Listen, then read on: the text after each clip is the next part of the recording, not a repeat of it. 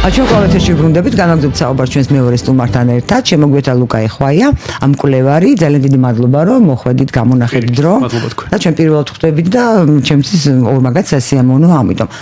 დღეს ცოტა შიდა კი გასაგარეოა მაინც, მაგრამ ცოტა შიდა პოლიტიკასაც უკავშირდება, აი მეორე ნაწილში ამაზე მინდა ვისაუბროთ. კერძოდ აი ევროპარლამენტარები კვლავ რაღაცა სამზადებენ წერილს, რეზოლუციას და ეხლა უკვე ესეთი ეს არის რა დავარქვა, არ ვიცი ამას მესიჯი, თუ რა შეიძლება იწოდოს, რომ სალომე ზურაბიშვილი იქნას აღიარებული როგორც ერთ-ერთი ლეგიტიმური წარმომადგენელი ქართული ხალხის წარმომადგენელი. მე მას სხვათა შორის მზე პრეზიდენტი დავარქვი ლუდოვიკოსთან ასოციაციით, იმიტომ რომ ტოვებს ასეთ ასოციაციას აქ ცინიზმი და დაცინო არაფერ შუაში, მაგრამ ასეთი რამ პირველად არის საქართველოს აი დამოუკიდებლობის ისტორიაში, ვიღაც ამბობდეს რომ რაღაცა მე ვარ ხო აი ესეთი რაღაცები არ კი უთქვამთ რომ ხალხის მხარდაჭერა, ხალხის სიყვარული, მაგრამ ხა მე ვარ ყველაფერი და ერთადერთი და განუმეორებელი, ეს რაღაც სიახლე და ნოვაცია და ალბათ მრავალფეროვნებისთვის არ არის ცუდი, ხო, რომ ასეთი გამოცდილება არსებობს, მაგრამ მეორე მხრივ გაუგებარი არის აი ეს დამოკიდებულება განსაკუთრებით იმ ფონზე, რაც მიდის ამერიკის შეერთებულ შტატებში და ივარაუდება, რომ მაგათაც ირაკლი გოგავა ამბობს, რომ deep state საბარაუდოდ ევროპაში გადმოინაცვლებს ევროკავშირის ქვეყნებში, სადაც მას აქვს შესაბამისი ინფრასტრუქტურა და აქედან შეეცდება წინააღმდეგობის გაწევას და ეს ბუნებრივიც არის, იძალა არსად არ წასულა და ესე იოლად არ დათმობს თავის პოზიციას.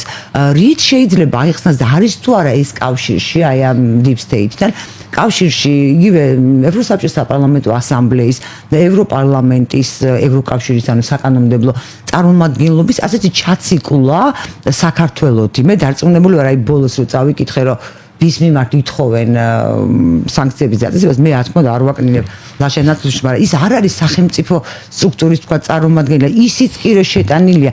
მე მეეჭვება რომ ევროპარლამენტარებმა იცოდნენ, ხო გისმით, აი როგორ გითხრათ. სავარაუდოდ აქედანაც. მე მესმის, მაგრამ ესე რომ იმეორებენ, ეს ხო არ არის мотиваციის გარეშე, ამას აქვს გარკვეული мотиვი. რა мотиვი შეიძლება იყოს მათი? ხა მე იმის არ მჯერა უკვე ძალიან დიდი ხანია ჟურნალისტი ვარ, რომ რაღაც დემოკრატია და ბედნიერად იცხოვრონ ქართველებმა, ეს არის ნამდვილი мотиვი, თუმცა დემოკრატია და ადამიანის უფლებები და თანასწორობა ძალიან მნიშვნელოვანია, მაგრამ мотиვი ეს არ არის. და რა ფუნქცია უნდა შეგვესრულებინა მათი აზრით და რა როლი და რა არ შეასრულა საქართველოს, რის გამოც აი ესეთი არნახულად დაემსგავსნენ საბჭოური ტიპის, რაც მე მზარავს, იმიტომ რომ ის საშინელება იყო და ეს სამყარო უკეთესია და იმიტომ მინდა და თუ ისინი ერთმანეთს დაემსგავსებიან, ძალიან ჩიხში აღმოჩნდებით ჩემი აზრით. რა შეიძლება იყოს მათი мотиვი და ამ ჩაციკულის მიზეზი? ხო, ალბათ ძალიან გაუბრაზეთ ბოლო 3 წელი, იქნა გამომდინარე, რომ რაც უკრაინის კონფლიქტი გაჩაღდა, ამის შემდეგ გამალებით ცდილობენ, რომ ეს კონფლიქტური ზონა გააფართოვონ და რაც შეიძლება უფრო დიდი მასშტაბი შეიძინოს რუსეთის გარშემო, ეგრეთ წოდებული ცეცხლის რკალმა, ხო? და ამიტომაც იყო საქართველოსადმი ინტერესი, რომ ცდილობდნენ, რომ ფრონტის ხაზი გაფართოებულიყო.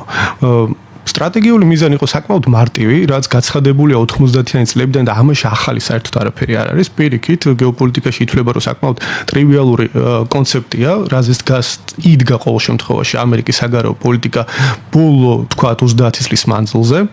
ეს არის, რომ ყველა მეთოდი გამოიყენონ იმისათვის, რომ რუსეთის გამოფიტვა გამოიწვიონ. ეს კონცეფტი ჩამოყალიბდა ჯერ კიდევ ზბიგნევ ბჟეზინსკის წიგნში, დიდი საჭადრაკო დაფა, მანამდე იყო თავად ბჟეზინსკის მჭიდრო თანამშრომლობა CIA-სთან, რაც დოკუმენტურად აღწერილია და ამაში არაფერი ისეთი გასაიდუმლოები და კონსპირაციული არ არის. ნაჩვენებია დოკუმენტებში CIA-ის ოფიციალურ ვებ-გვერდზე თუ როგორ ატარებდა ბჟეზინსკი ამ თემებზე პრეზენტაციებს CIA-სთან და ამის შემდეგ ნელ-ნელა აი ეს ხედვები ჩამოყალიბდა უკვე ეს ერთგვარ კონცეპტუალურ ბაზისად ამერიკის საგარეო პოლიტიკის. მთავარი მიზანი ამ მომენტში, როდესაც 90-იან წლებში ერთადერთი კონკურენტი, ესე ვთქვათ, რომელიც სუსტი კონკურენტი იყო ამერიკის წარმომადგენლით, იყო რუსეთი, საბჭოთა კავშირის მემკვიდრე, რომელიც პოტენციურად შეიძლება გამხდარიყო მომავალში ამერიკის მეტოქე. შესაბამისად, ადრევე დაიწყეს ფიქრი იმაზე, რომ გარკვეული ზომები მიიღოთ, რომ ამ ძალას თავისი როგორ ვთქვათ, პოზიციები კიდევ უფრო არ გაეფართოვებინა. ეს იყო მთლიანი, ესე ვთქვათ, რომ ძალიან მარტივად რო ვთქვათ, ის ფილოსოფია, რის გარშემო დაშენდა ამერიკის საგარეო პოლიტიკა, ხო? მაგრამ ამასთან დროსთან ერთად, რა თქმა უნდა, რეალიები შეიცვალა. თავიდან თუ იყო მხოლოდ ორი ძალაუფლების ცენტრი, ეს 90-იან წლებში ჩვენ გვახსოვს ფუკუიამას ცნობილი წიგნი ხო მისი მთავარი პოსტულატი იყო რომ ლიბერალურმა დემოკრატიამ გაიმარჯვა ზენიტს მიაღწია და ერთადერთი ეს ჰეგემონიური ძალა არის ამერიკა რომელიც აი ამ იდეალებს გავრცელებს მთელ პლანეტაზე და ეს არის კაცობრიობის განვითარების დასასრული და ეს ლიბერალური დემოკრატიები არის უნივერსალური ღირებულებები რომლების გარკვეულ წინააღმდეგობები შეხვდება პერიოდულად სოფლიოში მაგრამ აუცილებლად გავრცელდება სოფლიოში ეს იყო ის სააზროვნო პარადიგმა რაზეც დაშენდა ის ამერიკის პოლიტიკა ხო საგარეო პოლიტიკა რომ მათი ღირებულებები იყო უნივერსალური და უნდა გავრცობილიყო მთელ სოფლიოში. მაგრამ აღმოჩნდა რომ ეს საკმაოდ ისეთი რბილად რო ვთქვათ, ილუზიური წარმოდგენები ჰქონდათ და აღმოაჩინეს რომ ჯერ 2000-იანი წლებიდან სიმბოლური ათვლის წერტილი იყო ალბათ ჯერ 11 სექტემბრის ტერაქტი, როდესაც დაირღვა ისე ვთქვათ, ხო, ამერიკის ხელშეუხებლობის მითი და შემდეგ უკვე ვტო-ში ჩინეთის შესვლა, როდესაც იწყება ფაქტობრივად უკვე სიმბოლურად ჩინეთის აღმასვლის აღზევების ათვლა ხო და მივიღეთ რეალობა ნელ-ნელა დაახლოებით ბოლო 25 წლის მანძილზე, როდესაც სამი ძალაუფლების ცენტრი ჩამოყალიბდა. ეს არის რა თქმა უნდა ამერიკის შეერთებული შტატები, რომელიც ცდილობს რომ თავის ეს უნიპოლარული ერთპოლუსიანი სისტემა შეინარჩუნოს. ამაში ცუდი არაფერი არის, მე სულ სვამ ხოლმე ხაზს და ჩვენ ამაზე ვლაპარაკობთ აი მაყურებლის მსმენელისთვის. ჩვენ ამას არ ვამბობთ რომ რა ცუდია ამერიკის, მისი ინტერესია ჩვენ მოცემულობაზე ვლაპარაკობთ. რა თქმა უნდა, რატომ არ უნდა გინდოდეს? ხა ჩვენ გონია თავის სამყაროს ჭიპი 3 მილიონი 4 მილიონიც არ ვართ ხო? რატომ არ უნდა იგონოს სამყაროს ჭიპი მას და არ უნდა ეცადოს? ეს უბრალოდ მოცემულობა ასე რომ ნურავი ნუ გაღიზიანდება და ნურავი ძალიან ნუ გაუხარდება. ეს უბრალოდ მოცემულობა. ხო, ნუ ამერიკის საგარეო პოლიტიკა იყო ოდითგანვე ესეთი, რომ ცდილობდა ექსპანსიას, გაფართოებას. მეორე მსოფლიო ომის დასრულების შემდეგ აღმოჩნდით რეალობაში, სადაც ნუ ბიპოლარული წესრიგი კი ჩამოყალიბდა, ხო, ერთ მხარეს არის საბჭოთა კავშირი, მეორე მხარეს ამერიკის შეერთებული შტატები, მაგრამ ყველა ის ინსტიტუტი, რაც იქმნებოდა, ეს იქნებოდა ფინანსური, მსოფლიო ბანკი, საერთაშორისო სავალუტო ფონდი, იქნებოდა საერთაშორისო ორგანიზაცია გაერო, სამხედრო ალიანსი, ნატო, ყველგან ექსკლუზიურად ლიდერის როლი ჰქონდა ამერიკის შეერთებულ შტატებს და მათ შექმნა ახალი, ესე ვთქვათ, ჰეგემონიური პროექტი, რომლის ქსელი იყო განფენილი უკლები ყველა განზომილებაში, სამხედროში, ეკონომიკურში, პოლიტიკურში და ნუ ეს შემთხვევითი არ არის, ხო, ეს მეორე მსოფლიო ომის შემდეგ ეს პროექტი მუშაობს. მაგრამ აი რაც არის ყველაზე საინტერესო ჩვენთვის. ესე იგი, მას შემდეგ რაც ახალი ძალაუფლების ცენტრები ჩამოყალიბდა პირველ რიგში, რა თქმა უნდა, ჩინეთი და შემდეგ უკვე რუსეთი, ერთგვარი წინააღმდეგობის და რეზისტენციის ცენტრები ამ წესრიგში ბზარი გაჩნდა უნიპოლარულ წესრიგში და ჩვენ ნახეთ ხო ბოლო რამდენიმე წლის მანძილზე როგორ გააქტიურდა ჩინეთი და როგორ მასთან ერთად გააქტიურდა ბრიქსის ალიანსი. ბრიქსის ალიანსი ფაქტობრივად არის ალტერნატივა იმისა, როგორი შეიძლება იყოს საერთაშორისო წესრიგი. ერთ მხარეს თუ არის ერთპოლუსიანი საერთაშორისო წესრიგი, ჩინეთი ამბობს და მისი მოკავშირეები ამბობენ, რომ გავამარტივოთ, რომ არსებობს მეორე ალტერნატივაც, მოდელიც, სადაც საერთაშორისო წესრიგი შეიძლება იყოს მრავალპოლუსიანი.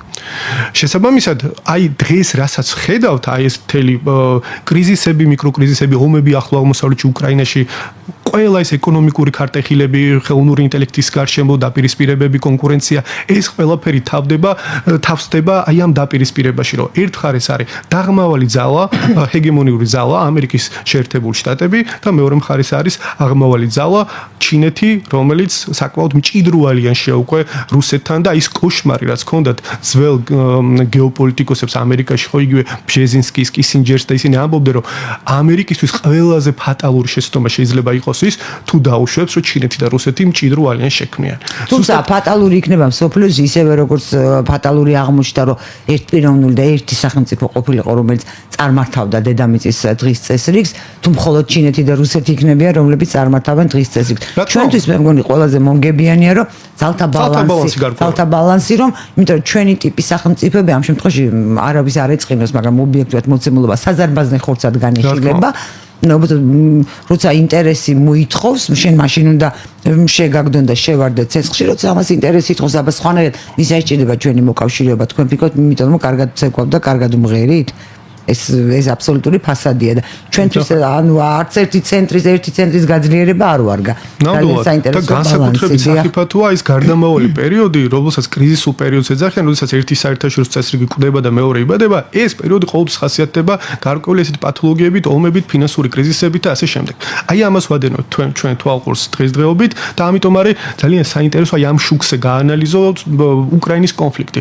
უკრაინის კონფლიქტი როდესაც დაიწყო და ის ბიუროკრატების თემას აქედან მიუბრუნდებით გონი საინტერესოდ.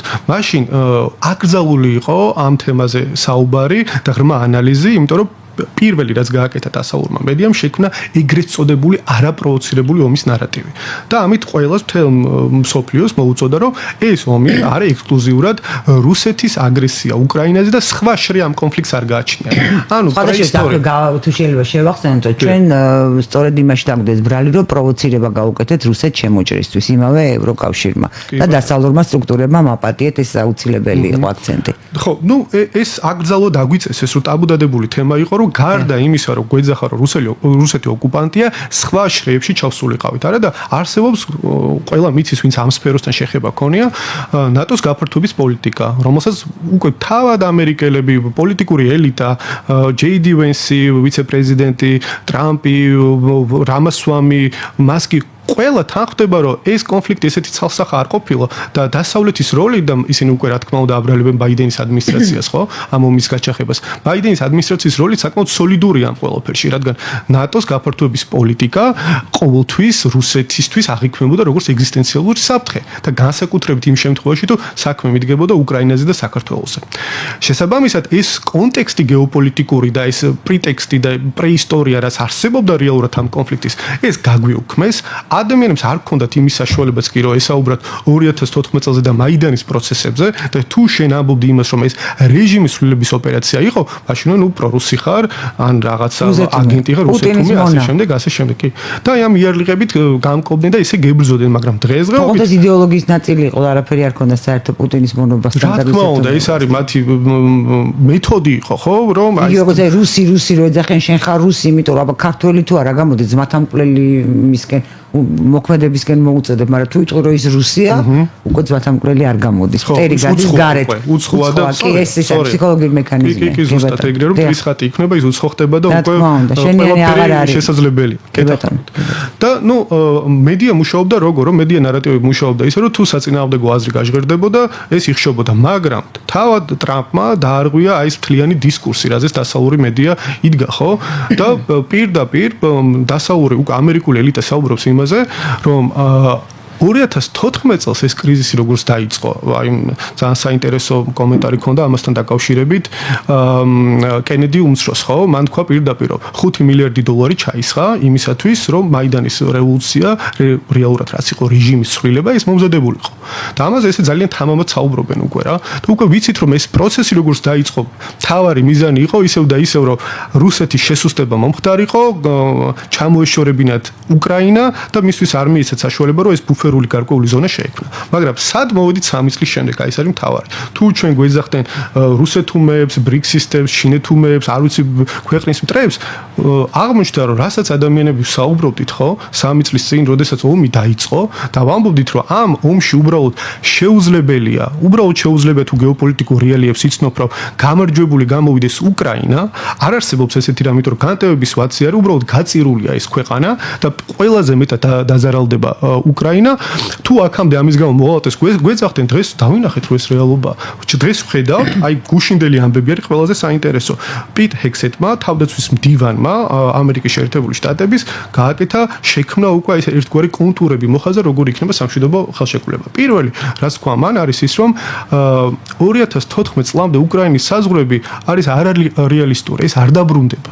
ეს არის რეალობა, რასაც თვალი უნდა გაუსწოროთ. მეორე, რაც მათქვან ძალიან საინტერესო, ეს არის რომ და მნიშვნელოვანი, რა თქმა უნდა, რომ ნატოს წევრი უკრაინა ვერ გახდება. ესეც არარეალისტური მოლოდინია და მესამე კიდევ, რაზეც ძალიან დიდი იმედებს ამყარებდა დასავლეთი და უკრაინა, რა თქმა უნდა, რომ ესე ერთგვარ ბუფერულ ზონაში, სადაც იქნება დემილიტარიზებული ზონა, არ იქნებიან სამშვიდობო ამერიკელები, არც სამშვიდობოები. ნატო ამით დავიწყე ბატონ დემურთან. ნატო არ იქნება. მე ასე გავიგე, რომ იქ არ იქნება ნატო. ზუსტად ეს იყო ნატო. ნატოც არ იქნება და პლუს არ იქნება ამერიკული სამხედროები დაუშვათ ნატოს ხოლგის მიღმა. ესეთი რამე ვერ მოხდება. ანუ პრინციპში ეს რო შევაჯამოთ და ნუ იქ კიდე საინტერესო განზომილება, რაზეც არ საუბრობენ, რომ რეალურად მიდის ასევე უკვე ეკონომიკური ვაჭრობა, როდესაც კონფლიქტი დაიჭრა, მაშინ გამოქვეყნდა ძალიან საინტერესო კვლევები, რომელიც ამბობდა, რომ უკრაინაში კრიტიკული მინერალების რაოდენობა, ღირებულება არის 16 ტრილიონი. და რა თქმა უნდა, ეს იყო ერთ-ერთი კონფლიქტის განზომილება, რომელზე გვეგზალებოდა საუბარი, რომ როგორ ბედავშე რომ ეკონომიკურ თემებზე. კონგრესმა არ თქვა. სანამ ლინცი გრეჰემმა არ თქვა, რომ აი ეს არის ინტერესი რეალური ერთ-ერთი ამერიკის, მანამდე ჩვენ აგვიგზავნეს ეს ამბავი, ხო? არა და დღეს ჩანს როგორი რეალობა. ის ტერიტორია, რაც დაიპყრო უკვე რუსეთმა, ამ ტერიტორიაზე დისლოცირებულია დაახლოებით 8 ტრილიონის რესურსები, მაგრამ უკრაინის მფლობელობაში რაც არის, ეს აქეთ არის 4 ტრილიონი. და რბოლა მიდის აი ამ 4 ტრილიონის კრიტიკული მინერალებისთვის. და ტრამპის წარმომადგენელი კიტ კელოგი ვინც იყო ჩასული არ იყო ჯერ ბოდიში მიდის საუბარი იმაზე, რომ 500 მილიარდის კრიტიკული მინერალები გადაიცეს ამერიკას. და ტრამპმა პირდაპირ თქვა, აი ესეთი ძალიან საინტერესო თითქმის ციტირებ, რომ შეიძლება შედგეს ეს სამშვიდობო მოლაპარაკება, შეიძლება არ შედგეს, შეიძლება უკრაინა რუსეთის ნაწილი გახდეს, შეიძლება არ გახდეს, მაგრამ ჩვენ რა ჩავდეთ ამ ომში, ამის კომპენსაციაც აუცილებლად მოვითხოვთ.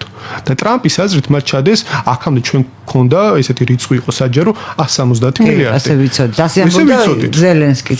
კი ბატონო, ეს იყო საზოგადო ინფორმაცია, მაგრამ 500 მილიარდი. სადაც 500 მილიარდი აღმოჩნდა, ხო? და ამბობს, რომ ამის კომპენსაცია უნდა მიიღოს. ეს არის ძალიან წმინდა კომერციული ბიზნეს გათვლა, როგორც უყურებს, აი ბარტერი არის. მე მაინტერესებს, რომ რატო არ ზელენსკის უთქვამს, არც უკრაინის ხელისუფლების მხრიდან, არც არის ოპოზიცია თუ არსებობს იქან პოლიტიკური სპექტრის მხრიდან, საიდან მოვიდეს 500 მილიარდი? არ მიდის ამას. რა, ხო, აი, არავის არ განუმარტავს. რა არის ეს 500? პირიქით ის ამბობდა, რომ რაღაც 176-18 მილიარდია, ხო, ზელენსკი და აქედან 78 მილიარდზე მეტ თუ სად გაქრაო თუ 78 დაგჭაო. ხო, ამაზე ლაპარაკობდა და ესე იგი მან არის ის დანარჩენიც სად არის 320 მილიარდი გამოდის, რაც არ ვიცოდი. ნამდვილად და ეს ნელ-ნელა დაალაგდება ალბათ ამ ხრივ სიტუაცია გაირკვევა. თუმცა საერთო სიმართლეს ნამდვილ სიმართლეს ჩვენ მაინც არავინ არ გვეტყვის ალბათ. კი, მაგრამ აი ეს აუდიტი რაც უკრაინაში უკვე მოქმედებს, ეს ინსპექცია გარკვეულ რაღაც ფაქტებს ალბათ ამოიწევა, რაზეც უკრაინელების მოპარული არ იქნება ის მარტო. რა თქმა უნდა, ალბათ ეს სამხედრო ინდუსტრიული კომპლექსი და ასევე დემოკრატები, ვინც ატრიალებდნენ ამ თანხებს, რა თქმა უნდა და ქონდათ გარკვეული ფინანსური და ასევე გეოპოლიტიკური ინტერესები, მათთან იქნება მოსაძიებელი ეს თანხები. და ევროპარლამენტარები ანუ ეხლა რახან მიხვდნენ რომ ალბათ მიხვდნენ ხო სავარაუდოდ რომ ამერიკის ხო იცვლება, ამერიკის შეერთებული შტატები არ იქნება ის ჟანდარმი რომელიც მათ დაიცავს რუსეთისგან. მე ვფიქრობ რომ ევროკავშირის პოლიტიკური წარმომადგენლობა და პოლიტიკური კლასი სხვადასხვა ქვეყანაში ხვდება რომ რაც მოუვიდა უკრაინას ის შეიძლება ის გარიგება დაახლოებით ეხლა იმ დონის არა, მაგრამ იმ ტიპის იმაში აღმოჩნდეს, ვთქვათ, ხორცაკებში რუსეთისა და ამერიკის შეერთებული შტატების მოლაპარაკების შედეგად პირველი მათ უნდა გაძლონ ეს 4 წელი და მეორე ჩვენ რაში ვჭირდებით? ხო, ესე იგი ევრობიუროკრატებმა ასე ვწდებიან ეს ძვირფასი ადამიანები თავის ძვირფას ხარჯავენ. ხო, რატო ხარჯავენ ახლა ესეთ უმნიშვნელოვანეს? მათ ის მოლოდინები და ილუზიები რაც ქონდათ ემსხვერპლად, იმიტომ რომ გუშინ ძალიან საინტერესო რამე მოხდა, რომ პირდაპირ თქვა JD Vance-მა და ასევე Pete Hegseth-მა, რომ ამერიკის მთავარი პრიორიტეტი თავდაცვის დივანი და ვიცე-პრეზიდენტი, რა თქმა უნდა, ამერიკის ახალი ადმინისტრაციის თქვენს ესეთი რა, რომ ამერიკის ინტერესი აღარ იქნება ევროპა, ისინი რეორიენტაციას ახდენენ და ახალი პრიორიტეტები აქვთ, ეს არის ჩინეთის შეკავება. რა თქმა უნდა, იმიტომ რომ ეს ჩინეთის შეკავების დიდი გეგმის ნაწილია. აქამდე თუ ამერიკის საგარეო პოლიტიკა იყო იმაზე დაფუძნებული, რომ ევრაზიაში დომინაცია, დღეს იცვლება და მთავარი სამიზნე იქნება სამხრეთ ჩინეთის ზღვა, სადაც ჩინეთთან კონკურენცია წავა და რაც მთავარია დასავლეთ ნახევარსფერო, ანუ ლათინური ამერიკა, ესე რომ დავარქვათ, რადგან ლათინურ ამერიკაში ჩინური ეკონომიკური ინტერესები ძალიან მომძლავრებულია და ტრამპი ძალიან რაციონალურად აცნობიერებს ეს ერთ რამეს, რომ თუ თავის დასავლეთ ნახევარსფეროში არ იქნება პოზიციები მომყარებული, მაშინ ეს მსოფლიო დომინაციას და ჰეგემონიაზე საუბარი აბსურდულია. შესაბამისად, პოზიციები ჯერჯერობით უნდა გაიმყაროს ჩრდილოეთ და სამხრეთ ამერიკაში, შეეცადოს რომ აი ეს ჩინური გავლენები ნელ-ნელა შეაკავოს, შეავიწროვოს და ამის შემდეგ უკვე დაიწყოს ბრძოლა სხვადასხვა რეგიონში გავლენებისთვის. ეს არის ძალიან რაციონალური პოლიტიკა და ბიუროკრატები, ევროპის ბიუროკრატები ამ ყველაფერს ხედავენ, ათვისნობიერებენ, ხვდებიან რომ ისინი ამერიკისგან აი ესეთ უპირობო დახმარებას ვეღარ მიიღებენ და რეალურად რაც Pete Hegseth-მა თქვა, მათზე გადმოვა ტვირთი იმისა, რომ თუნდაც სამშვიდობო სამხედროები შეიყვანონ უკრაინაში, თუნდაც შემდეგში საჭირო რეკონსტრუქციის თანხები გაიღონ, ეს ყველანაირი ტვირთი ნელ-ნელა გადმოვა ევროპაზე. რადგან რო აღიაროთ ესე პირდაპირ თქვა, შეიძლება ვიღაცებისთვის მაყურებლისთვის ჯერ ეს არ იყოს ეს მარტივად ახმადი და რაღაცებში დაგვადანაშაულონ, მაგრამ რეალობა არის ის, რომ ევროპა კონტინენტი კარგავს თავის აქტუალობას პოლიტიკურ დონეზე, ტექნოლოგიურ დონეზე, ის არ არის კონკურენტუნარიანი ვერც ამერიკის წინააღმდეგ, ვერც ჩინეთის, რა თქმა უნდა და შესაბამისად ეს ყველაფერში ამ მოლაპარაკებებში ჩანს, აი გუშინ მოლაპარაკების მაგიდასთან არც მიიწვია ტრამპის ადმინისტრაციამ ევროპის წარმომადგენლები და ამაზე შემდეგ უკვე კალასი და ფონ დერ ლაიენი რაღაც პრეტენზიებს გამოთქვამენ, მაგრამ ფაქტია რომ მათ როგორც სერიოზულ აქტორად არავინ არ აღიქვამს და ეს არის მათივე ბრალი, რადგან ბოლო 10 წლები ისინი იყვნენ უბრალოდ ერთგვარი გაფართოება ამერიკის პოლიტიკის და ნახევრად პერიფერიულ კოლონიურ მდგომარეობაში ჩაიყენეს თავი და მათივე ბრალია ეს ყველაფერი რაც ხდება. არ ვიცი ხა ამ პროცესის შემოbrunება შეიძლება თუ არა ევროპის კონტინენტზე, მე პირადად ეჭვი მეპარება, მაგრამ ფაქტია ის რომ ევროპა დღეს ევროპას უთან აგზნებს სიმართლე გითხრათ კლასიკურ ევროპას, იმიტომ რომ ეს ვიმეორებ ხოლმე ევროპული ცივილიზაცია ისეთი ახლობელი ცივილიზაცია არის. აბსოლუტურად ჩემთვის თავის კლასიკური ფეოდალიზმი, სხვადასხვა ერთ-ერთმა აი ოდის ჩემთან რომ და YouTube-ის არხზე მითხრა რომ თუნდაც მე არ ვიცნობ ევროპის ისტორიას როგორი იყო. როგორ არ ვიცნობ ევროპის ისტორიას, ყველაფერი მართავს, მაგრამ ქართული ფეოდალიზმი, დასავლეთ ევროპული ფეოდალიზმი და კლასიკური ფეოდალიზმის ლაპარაკი და იაპონური ერთმანეთს ეს აბსოლუტურად იდენტური ფეოდალიზმი იყო, ანუ ღირებულებათა სისტემა იყო ეს რაინდობა, მე ამაზე ვლაპარაკობ და ბნელი წერტილები ყველას ჰქონდა და მათ შორის ევროპას თავის ინკვიზიცია, ნაციზმი, ეს არაფერი, მაგრამ თვითონ ეს ღირებულებითი ერთობა, საერთოობა და გასაგებია ჩემთვის ეს ცივილიზაცია, მე ამაზე ვგულისხმობ. ჩინურის მომწონს რა თქმა უნდა, მაგრამ აი იაპონურიც გასაგებია კიდე ძალიან, იაპონურებს ძალიან გვანან ჩვენ და ამდენად ეს ჩვენ ძალიან გულდასაწყვეტია. და ანუ ლუკა რა მინდოდა მეკითხა, ესე იგი გამოდის რომ იქ არ შეუძლია და ჩვენზე იყრის ჯავს თუ რატომ არის აი ეს მიზანში ამოღება, უკვე კომიკურია რა, რუსეთის არ იყოს ბირთვული სახელმწიფო ჩვენ გვებრიქებოდა. იმ გლობალისტური ელიტის ესე დავარქვათ პირობითად იმ ლიბერალური ელიტის, იმ დემოკრატების ერთგვარი გაფართოების ევროპაში, რომლებიც ნუ აი ამ ნარატივზე და დისკურსზე ისხდება, რომ მათთვის აუცილებელი იყო საქართველოში მოსულიყო ისეთი მთავრობა რეჟიმის გადატრიალების, რომელიც იქნებოდა პირდაპირ მათი ბრძანებების შემსრულებელი. მაგრამ დღეს აშკარად ხედავთ, რომ შიდა დაპირისპირება დაიწყო ამ ელიტებს შორის. ამერიკის ელიტა ეხლა არ მინდა რომ ისე წარმოვაჩინოთ ეს საკითხი, რომ თითქოს ტრამპი ცალსახად deep states ებრძვის ამ იდეას მე ბოლომდე არ ვიზიარებ, რადგან ეს ჩემთვის ნიშნავს იმას, რომ ტრამპი დაუშვათ თავის იმპერიულ და ჰეგემონიურ პრეტენზიებზე და ამბიციებზე ცალსახად უარს ამბობს, მაგრამ ეს არ არის, მე ვეძახი ამას იმპერიის ჰეგემონიური პროექტის ოპტიმიზაციას. მან დაინახა, რომ USAID და მსგავსი ინსტრუმენტები აღარ მუშაობს, მან თავისი თავი რა თქმა უნდა, პირიქით, სწორია, კი უბრალოდ კი არ მუშაობს, დისკრედიტაციას ეწევა. შესაბამისად ეს ზედმეტი ინსტრუმენტები რაც არის. ზუსტად ეს არის დიდი რეკონფიგურაცია. ხო, აი ეს არის ძალიან საინტერესო, ჩვენთან ფიქრობენ ბევრი განსაკუთრებით ოცნების ხარდაჭერები, რომ აი ეხა რახან ეს USAID განადგურდება, ჩვენთან იქნება მშვიდობა, არანაირი წნეხი აღარ იქნება და რა თქმა უნდა იქნება სხვა ფორმის იქნება.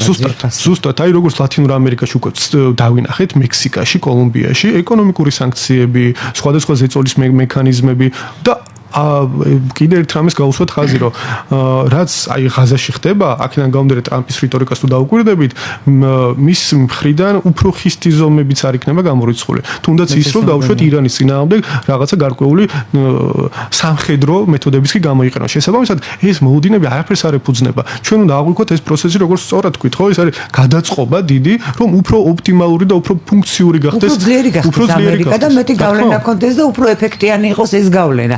არა იმიტომ რომ მე და თქვენ მაშინ ჭრდილში ხეშილში წამოწევ და მიამიტური წარმოდგენა ნაწილობრივ რომ აი ეს deep state-ის განადგურება ხდება, არა და ჩვენ ამოვისუნთ და ხო და მთელი მსოფლიო ამოისუნთ ჩვენ მათ შორის რა თქმა უნდა, არა deep state-ი არა, იქ არის გარკვეული ინტერესთა ჯგუფები, ესე მარტივად არ ხდება, თვითონ ტრამპის ადმინისტრაციაშიც კი აი 4 ინტერესთა ჯგუფი შეიძლება გამოყოთ და ესე მივხვდეთ რომ ძალიან მრავალფეროვანი სიტუაცია თვითონ ამერიკაშიც. პირველი ეს არის მაგას მოძრაობა, რომელიც ქმებოდა მოდიოდა სტივ ბენონის მოძრაობა, მეორე არის უკვე ტრამპის უახლოესი ანტურაჟი, ასევე არის მასკი და გარკვეული ესე დავარქვათ, აი ხელოვნური ინტელექტის მიმართ, ვისაც სკეპტიკური დამოკიდებულება აქვს, ეს მასკის ბანაკში ერთიანებიან, იქით არის სემ ალტმანი, ის უკვე უფრო ოპტიმისტია, ანუ ბევრი რო არ გავართულოთ საკითხი ხა მაყურებლისთვის, თვითონ ტრამპის ადმინისტრაციაში მთელი ხიბლი იმაშია, რომ ბევრი შიდა ინტერესთა ჯგუფია, რომლებიც დაპირისპირებულები არიან ერთმანეთთან და ჩვენ წარმოვიდგინოთ ეს ქსელი, რასაც ჩვენ მარტივად deep state-ს ვეძახით, რა ხდება და თქმა რამდენი უნდა. ინტერესთა ჯგუფია და ამ ყველაფრის განადგურება ვერ მოხდება.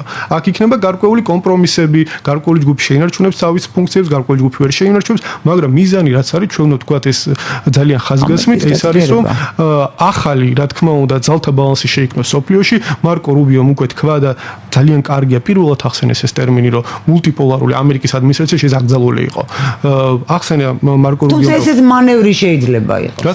რა თქმა უნდა, მაგრამ აი რეალობას თვალს უსწორებენ იმისგან განსხვავებით, რაც იყო ბაიდენის ადმინისტრაცია, კოშმარი, ხო, კატასტროფა გეოპოლიტიკური, რაც იყო ბაიდენის ადმინისტრაცია, მთლიანად ილუზიებში იყვნენ და ტრამპის ადმინისტრაციამ დაიწყო უკვე ამ რეალობის აღქმა ძალიან კარგად და ლაპარაკობენ რომ უკვე ჩვენ ვართ მულტიპოლარულ მრავალპოლუსიან სამყაროში და ჩვენი მთლიანი ოპერირების სქემა ეფუძნება აი ზუსტად ამ რეალობის აღქმას.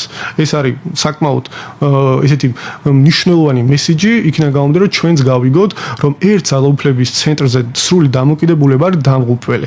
ყველა სახელმწიფო დღესდღეობით ცდილობს თავისი საგარეო პოლიტიკის დივერსიფიკაციას.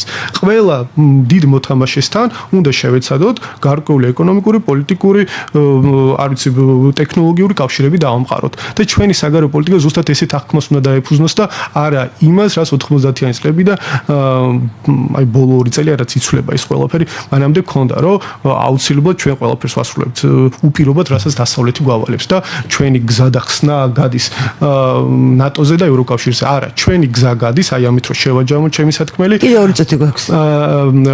უნდა ჩამოვაყალიბოთ, რაც ძალიან მნიშვნელოვანია, ჩვენი სამეცნიერო ინსტიტუტები და უნდა აღვადგინოთ რაღაცნაირად განათლების სისტემა, რაც ურთულესი იქნება, მაგრამ სხვანაირად ის რომ დავუშვათ, ჩვენ შევქმნათ ახალი საგარეო პოლიტიკის დოქტრინა. ჩვენ ნამდვილად აღმოჩნდებით კაცობრიობის სანაგვეზე ბოდიში ამ სიტყვას რო ვამბობთ, თუ ამას არ ვიზამთქეთ, თუ ამას არ გავაკეთებთ, ჩვენ თუ ინტელექტუალურად არ განვითარდებით და გონიათ რომ ბევრი დრო გვაქვს ამისთვის. არ არის ყველა აჩქარებულად ფუნქციონირებს, მარტო ჩვენ ვართ მოდუნებულები. ჩვენ ხედავთ რომ ტრამპის ერთი ადმინისტრაცია უკრაინაშია, მეორე ინდოეთშია, მესამე მიუხენის იმას, ყველა მუშაობს ფორს მაჟორში. ჩვენს მოგვეთხოვება. ჩვენ შინ მივდივართ ევროპაში. აბა, ხო, ჩვენ არ გამოვა ეს. ძალიან ამოვარდნილია. მთავარი არის რომ დიდი ის გამოიჩინოს მართლმა გუნდმა იმის გაბედულობა რომ დაიწყოს განათლების სისტემაში და მეცნიერებაში ფუნდამენტური რეფორმა, რაზეც მეორე უნდა დაშენდეს ის რომ დავუშვათ შევქმნათ ახალი ხედვა ჩვენი საგარეო პოლიტიკის დოქტრინა, უსაფრთხოების დოქტრინა და მთელ რიგ საკითხებში მოძლიერდეთ და უბრალოდ იმაზე არ ვიყოთ დამოკიდებული სიტუაციურად რომელიღაცა პოლიტიკოსი და ინტუიციურად სწორ გადაწყვეტილებას მიიღებს თუ არა. და ბოლოს საქართველოს განათლების სისტემა ვის აღზრდის? ეს უნდა მე არ ვარ არც ერთი ენის წინააღმდეგ, ან რა უბედურება, ან გინდა რუსული, გინდა ინგლისური, გინდა ფრანგული, რომელი ენაც გინდა. როგორ შეიძლება ასე? არა, ჩვენ ხომ და ვიცოდეთ ვის ზღზდით ჩვენ? რომელი ქვეყნის მოქალაქეს? ღირებულებები რა თქმა უნდა, ანუ იმ პროგრამაში რა ღირებულებებიც არის და დღეს როგორც ფუნქციონირებს მთელი განათლების სისტემა, ამ ღირებულებებით ჩვენ ვერსად ვერ წავალთ, კარგად გილას ყოველ შემთხვევაში. ნამდვილად ვერსად ვერ წავალთ და იმ უნარების განვითარებით, რა უნარებსაც დღეს არსებული განათლების სისტემამ, ეს არის დაშტერების სისტემა, ეს ძალიან დიდი პრობლემაა ჩვენთვის. ძალიან დიდი მადლობა. ძალიან დიდი მადლობა ჩვენს მაყურებელს, ჩვენ თვითონ მშვიდობებით და შევხვდებით მომავალ ხუთშაბათს 19:10-ზე იმავე ადგილას. ნახვამდის.